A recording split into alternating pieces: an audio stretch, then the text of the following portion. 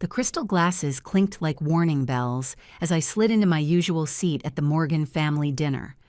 My cousin James nearly knocked over his wine in his rush to announce, "Just closed on that waterfront property in Malibu, right next to that tech billionaire everyone's talking about." Across the marble table, Vanessa flipped open her designer clutch with practiced flair. "We've just purchased a chateau in Provence," she said, her voice dripping with false modesty. "The vineyard views alone are worth more than most people's retirement accounts." I hid my smile behind my glass of water. If only they knew. Aunt Diana's voice cut through the chatter like a blade. "Rebecca, you're awfully quiet tonight." "We were just wondering about your place." James leaned in, his concern as artificial as the highlights in his hair. "Still renting that duplex in Seattle? The one on Maple Street?" Vanessa's eyes widened in manufactured surprise. Didn't realize people our age still rented. I nearly laughed. The Maple Street complex was my company's first major acquisition under Pinewood Investments. To them, I was a struggling tenant. In reality, I was the owner. "I like the space," I replied evenly. "You're 35, sweetie," Diana added with a patronizing smile. "It's time to grow up, buy something real." Real? Try a $1.8 billion portfolio of multifamily buildings, commercial towers, and yes, Morgan Plaza, the very property they gathered in monthly. 6 months ago, I acquired it discreetly through a private equity arm they'd never trace back to me. I'd learned early on to create intricate ownership layers, keeping my name off public records while building my empire.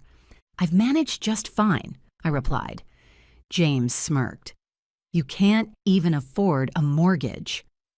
I leaned back and let them talk. Soon the lease renewal would cross their desks, and guess whose name would be on the letterhead? Uncle Robert finally glanced up from his wine glass. Now, James, not everyone's blessed with your business sense. Rebecca chose her path." Diana chimed in with a sigh, as though I'd disappointed them by not marrying a hedge fund manager or becoming a lifestyle influencer. They thought I spent my days showing cheap walk-ups to broke grad students, barely scraping by on commission checks. What they didn't know was that Rebecca Wilson, the family underachiever, was also Pinewood Investments, the anonymous firm quietly snapping up prime properties throughout the Pacific Northwest for the last decade. "Speaking of real estate," Vanessa interjected with a sparkle in her eye, "have you heard about that situation on Maple Street? Some firm bought the entire block. They're going to demolish it all." She added with mock sympathy, "Guess that little apartment of yours will finally go." I kept my expression neutral. I was the buyer, and I had no intention of tearing anything down. The Maple Street complex was a hidden gem. Brick facades, vintage detailing, and rent protections for families who'd lived there for decades. I was deep in a historically respectful renovation. "Really?" I asked. Hadn't heard. "Well, of course not," James smirked. "Deals that size are way out of your league." "If you get evicted," Diana said brightly, "you can always move back into the guest house. We'll help you find something more respectable. Maybe even someone respectable."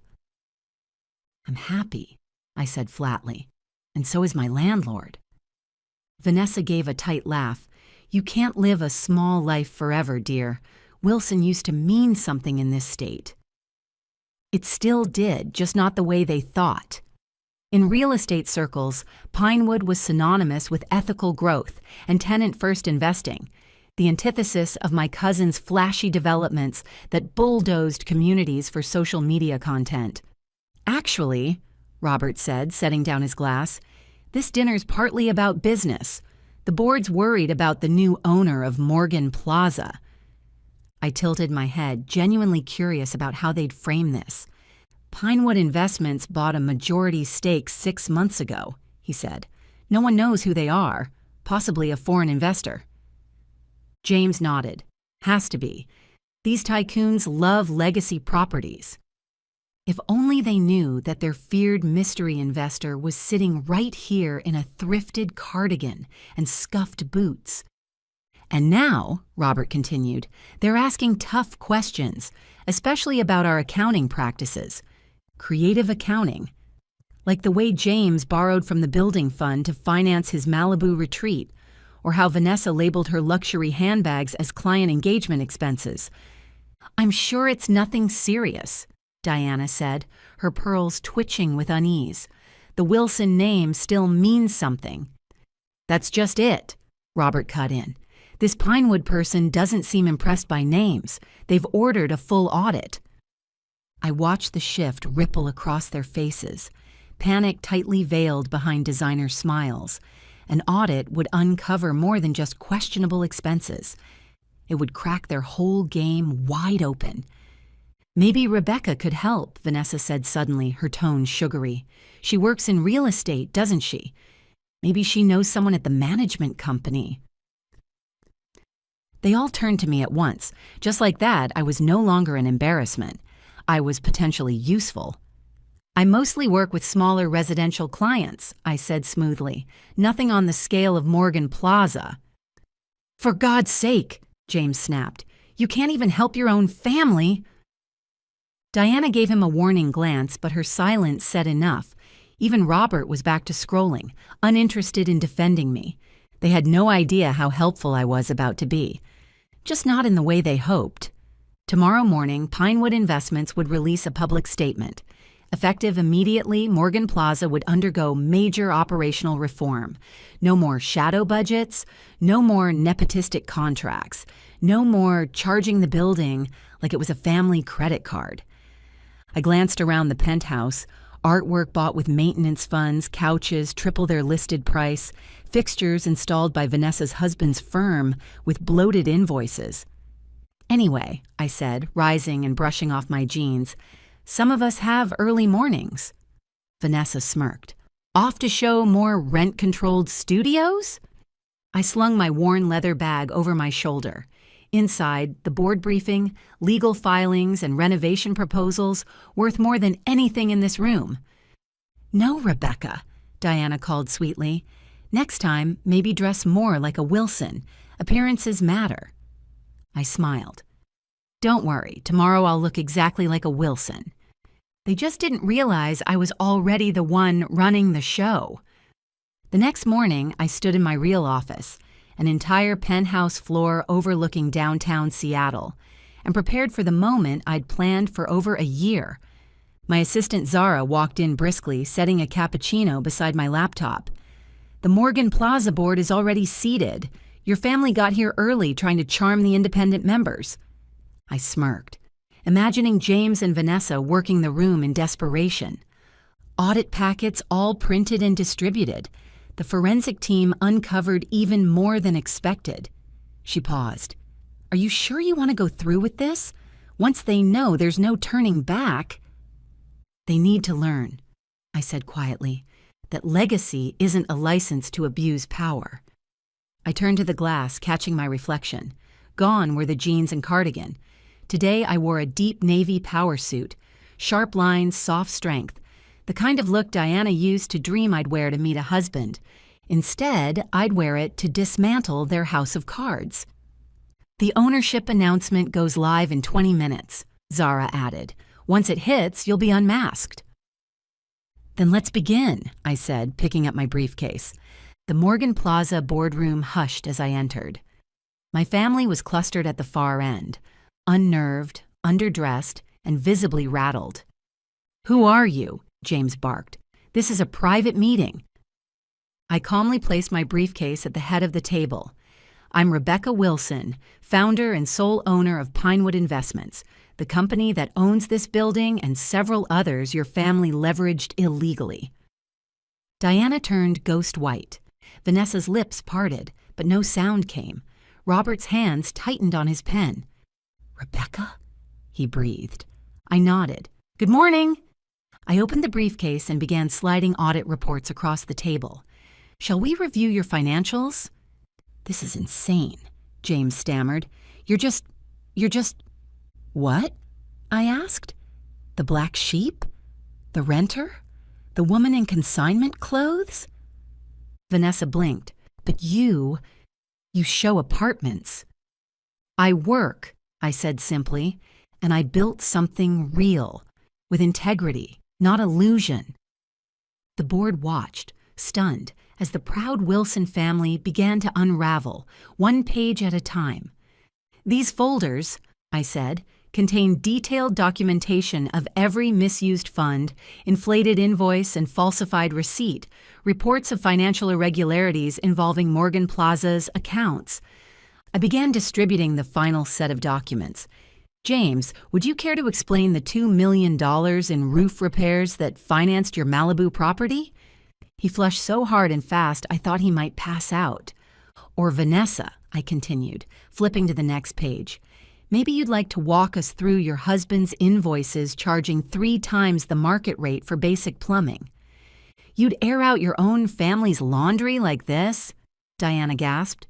No, I said evenly. You aired it out. I'm just making sure it gets cleaned. Robert finally spoke, voice low and pleading. Rebecca, sweetheart, we can explain. Don't, I said, raising a hand. I've watched this family treat our great-grandfather's legacy like a personal ATM while you mocked my so-called humble life. I was building something better, on values, not vanity. But why? Vanessa asked, dazed. Why pretend to be struggling? I didn't pretend anything, I replied. I lived modestly. I invested wisely. You assumed wealth had to be loud. The Maple Street building, James said, stunned. You really live there. I own it, I corrected, and most of the block. And no, I'm not demolishing it because some of us care about people, not just returns. Suddenly, phones around the table buzzed. One board member looked up, reading from his screen. Pinewood Investments reveals CEO's identity. Rebecca Wilson, a quiet member of the Wilson family, confirmed as owner of $2 billion real estate portfolio. Industry maverick, another board member mumbled. Historic preservation. Tenant protections. This will ruin us, Vanessa whispered, pale. No, I said firmly. This will save you from yourselves. Effective today, Morgan Plaza will operate transparently. No more shell games. No more sweetheart contracts. And if we don't comply? James tried to sound bold, but his voice trembled. I smiled. Then I'll pass these reports to the authorities. I'm sure the IRS would find them enlightening.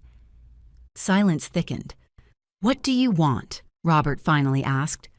I want you to remember what the Wilson name meant before all this. I met their eyes one by one.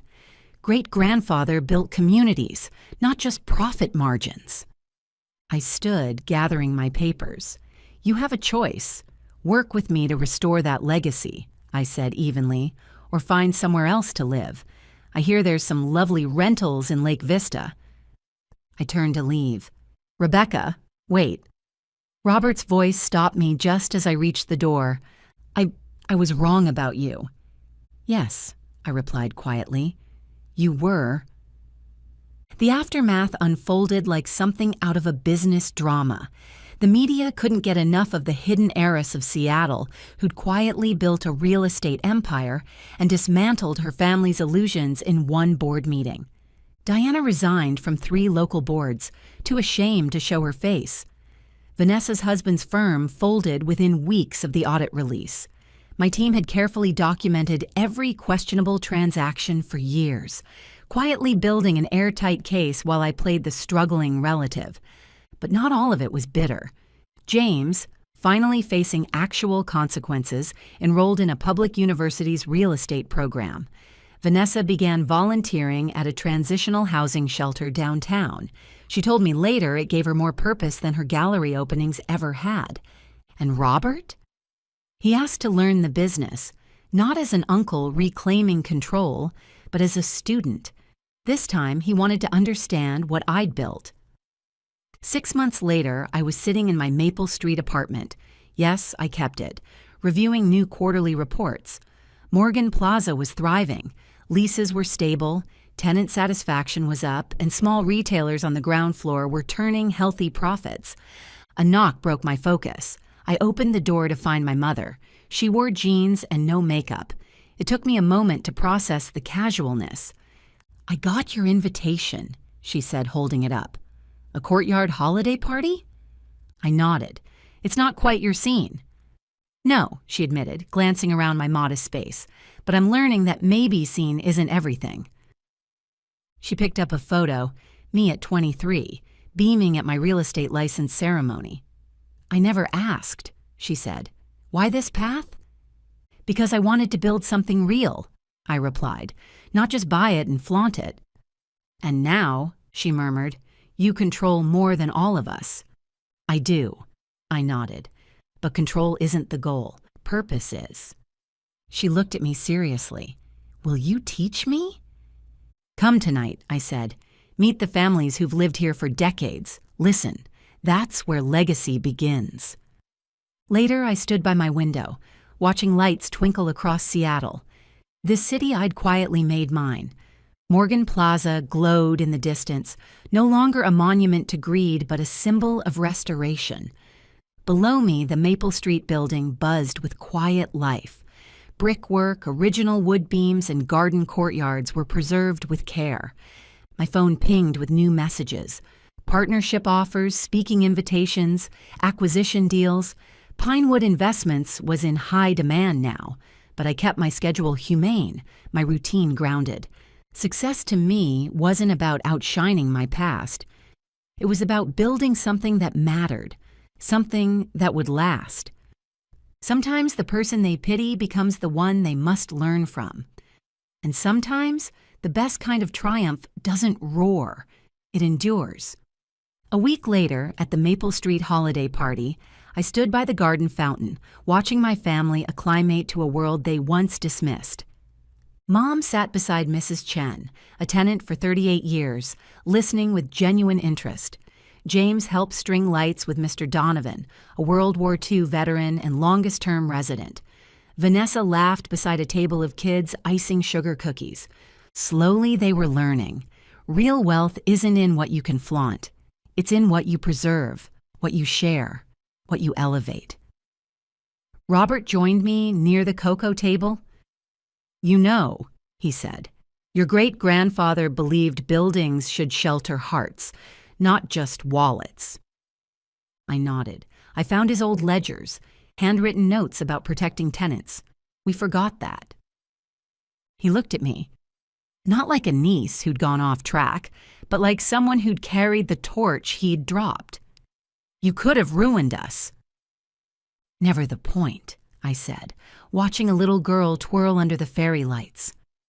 "I wanted to build something that would outlast me." Sometimes the greatest success isn't in proving them wrong. It's in offering them a better version of right,